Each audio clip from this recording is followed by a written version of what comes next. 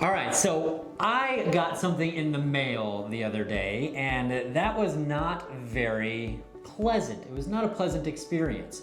I actually received my insurance renewal, and that bill had gone up quite significantly. It was actually 50% more than it was the year prior.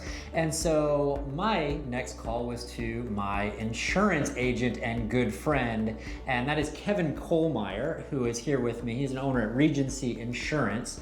Welcome. Thanks, Brad. Thank you. Good to see you. So instead of wringing his neck, I thought it would be a better idea to understand it and to talk about that. So I have him here to kind of talk about insurance. It's not Kevin's fault that we are where we are, that is for sure. I'm sure you get calls of people who think that it's your fault, but we know that it's not your fault, and you're actually trying to give people the best rate that they can. So this is happening fairly widespread in the state, correct? Yeah, it's actually statewide. We're seeing 30% average rate increase across the entire state. So that's taking a culmination of every property, and obviously a newer home or what have you isn't going to see as significant of an increase. But yeah, average home increase across the entire state, across all properties, 30% this year. That's a lot. That's a lot. That's a big difference for people, especially on fixed income and things that they can't control. So how did we get to this spot? Yeah, so it's actually been writing on the wall, as I would say. So if we go back to 2006, after we had 05, 06 hurricanes, we had 3 or 4 or 5 in those 2 years, we saw massive rate change. We saw a record level. That's actually when I jumped into the industry. So we have since then seen rates on a massive decline. So if we look back to where we are now, back to 2006, you'll actually see that we're right around where we were back then. Okay. So it's it feels painful today to see those rate jumps, but if we look at a collective history, we're kind of right back to where we were. There's not many industries where we can go back 15, 20 years and kind of still see where we, matching where we were back then to a price point. Besides real estate. This is true. Right.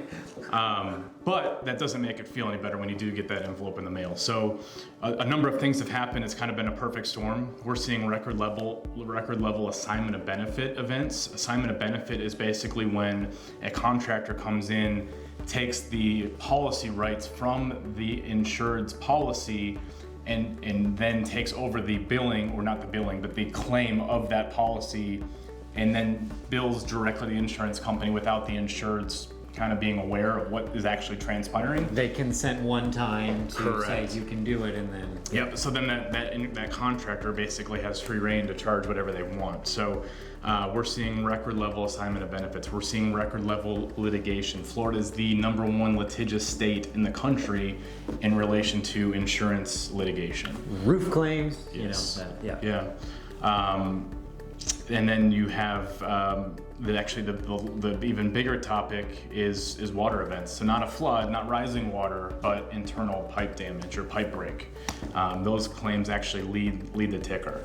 That's super surprising to me. So, insurance claims for the roof after Hurricane Irma, like we saw roofing companies, we saw advertisements everywhere, people trying to take advantage of the insurance companies in that situation. But I was not aware of the pipe breaking being such a big issue. Yeah, and that's really kind of where we saw a major uptick when AOB started to come into play, and then we saw AOB assignment benefits, yep. Jump to the roof stuff. When I say we saw the writing on the wall, we actually had a multitude of companies go out of business in the last couple of years. So that's not a fun experience, right? Because now you're getting a letter in the mail saying your company's been basically disbanded and your policy's getting rolled over to Citizens or whatever company has made an agreement to take up those policies, and then you're kind of just subject to whatever that company's charging. So really the things that we can do to fight back, not to jump ahead, but a guy like me, I have 32 companies that I represent. So you said the first call was to me. We took that call, we ran it through our markets, and we can see where the market lies. Now, that doesn't help us because the market as an overall is going up at an uptick rate, but we do have that ability to fight back in that sense with the options that we have. Yeah, and so somebody could have the confidence, like, I'm getting the best deal that I can, Correct. but the overall insurance market has inflated over last year.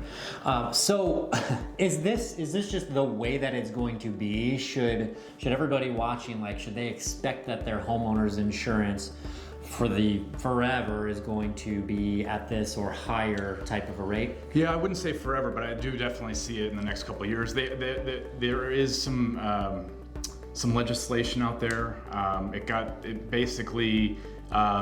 There's some good articles on Insurance Journal. If you just type in Florida rate reform, Insurance Journal, you'll see some articles out there.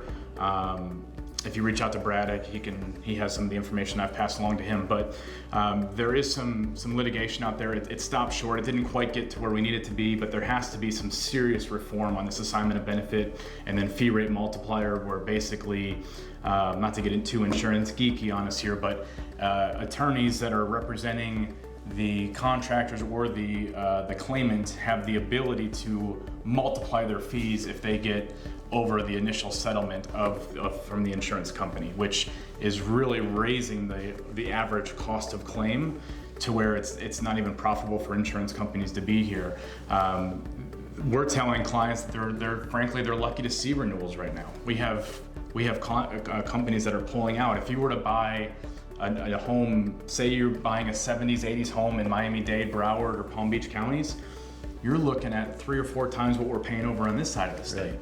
And we're lucky to have that option. So with 32 companies, we're seeing 1 or 2 companies that are wanting that business, and they're basically free rein on what they're bringing to the table as far as rate. So it's an ugly situation, but there needs to be some major reform with the assignment of benefits and the fee rate multipliers. And I don't think in general that we're going to get any kind of feeling bad for the insurance companies. That's just, people don't do that type of a thing. Let's call it like it is.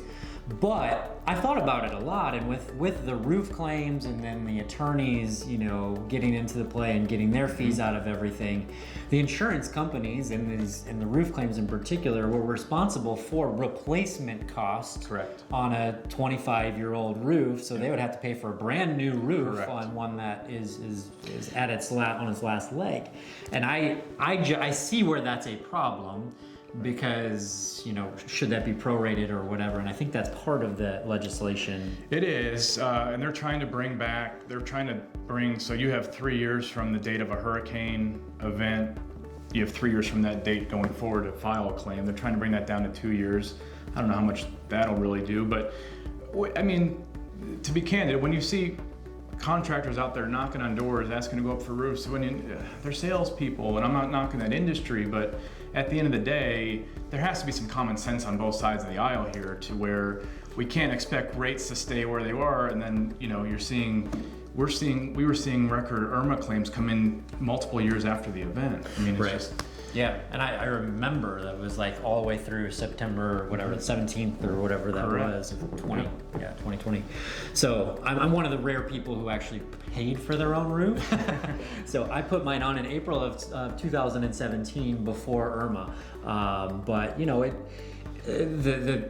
it's interesting in that the people who did get their free roof with a deductible, or sometimes not even a deductible, then complaining about their insurance going up, and it's like, well, you did get a free roof out of it. I have every right to complain about, because I paid for. No, I'm kidding.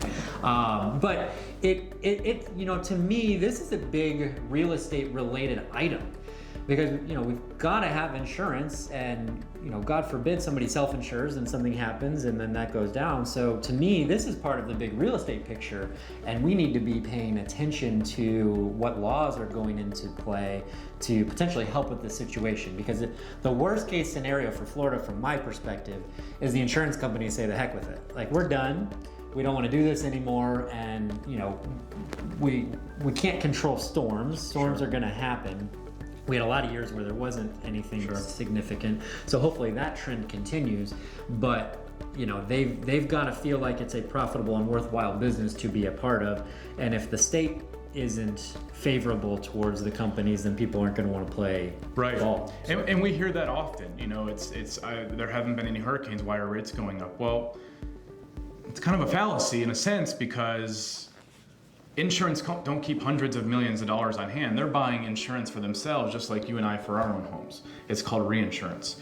Reinsurance is a greater pooling of risk for all coastal areas. So even though Florida wasn't hit, we've seen Louisiana get hit. We've seen Texas get hit. We've seen Alabama get hit. We've seen Puerto Rico get hit. That's where a lot of the coastal reinsurers play. They don't play in the Midwest in those areas. They're playing in coastal. That's where the reinsurance is really needed for the regional companies that we work with. So we have seen a lot of activity in that sense, but the big thing is competition, right? We need companies that want to be here, that want to be healthy, but they need to know that they're entitled to make a profit as well.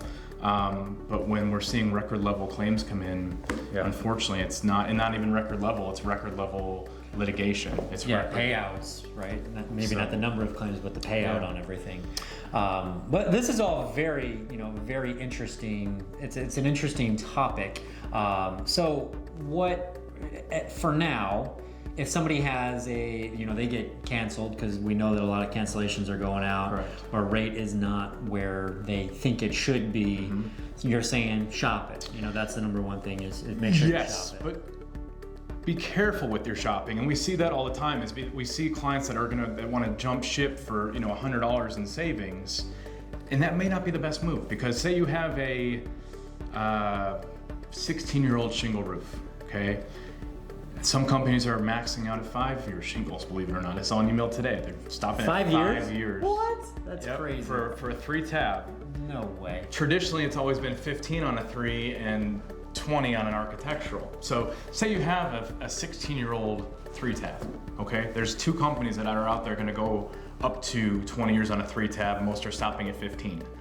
It's not maybe the best move to move that policy just because a company says on paper they're going to take it. They still need to go through underwriting. Insurance companies, they're not foolish. Yeah. They don't want to walk into an event.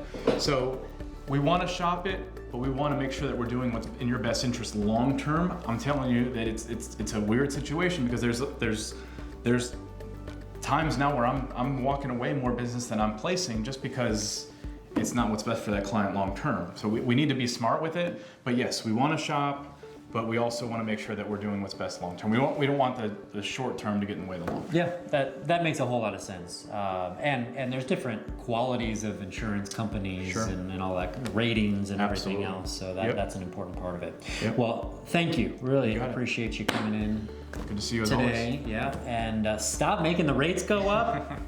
Sorry, guys. Kevin does not control the rates. Let me repeat it. Kevin does not control the rates. Actually, at one time, we worked together in insurance, and I understand the phone calls that can come in. So it's a very stressful job, especially when things are outside of the control. So take it easy on your insurance agent, and get as mad as you want to the underwriting company.